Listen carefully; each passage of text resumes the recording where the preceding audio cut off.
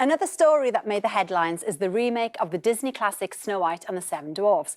Actor Peter Dinklage has made his feelings clear, saying that he was surprised at the remake given the harmful stereotypes of the original. Yeah, it's a subject close to the heart of Paralympic swimmer Will Perry, and he has made this film just for us.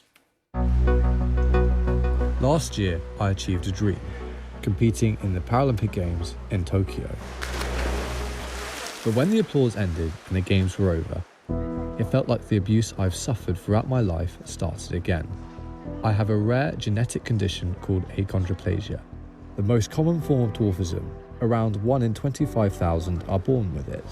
Walking down the street, I'm often laughed at, photographed, and even filmed. For many minority groups, there have been positive moves forward to tackle discrimination. But with dwarfism, to some people, it still seems a joke. So I'm launching a campaign to try and better educate people. Having already spoken to the Prime Minister about it, I'm keen to find out what shaped people's attitudes towards dwarfism. Morning, it's Steph. Steph is a blogger and artist who has helped break down stereotypes. She's keeping a video diary to capture her everyday experiences and feelings. I can get quite anxious being out and about because of the negative attention that you get. You're always on alert, really. For instance, I'll see people staring, or somebody might openly just be horrible. What's it like having a little mum? Whenever we go out and you get stared at, laughed at and get whispered about. Studies show that nearly all those with dwarfism have experienced staring and pointing. Almost 80% have been verbally abused, and shockingly, a third have actually been physically touched by a stranger in public. I wonder whether people in my local town of Northampton will be honest about their opinions on dwarfism. What term would you use to describe someone like me? A small person. Small person? Yeah. I'd say someone with dwarfism. Just small. So there's obviously dwarf.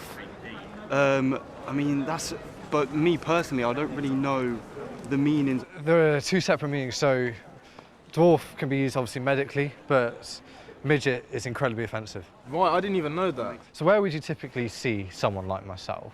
Well, I'd say when I was growing up, the only probably places I'd see people like yourself would be in pantomime and in films.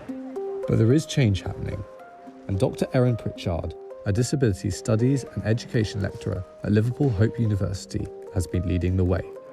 As well as researching how people like me are treated in public, she has also been helping advise Disney with its new Snow White remake.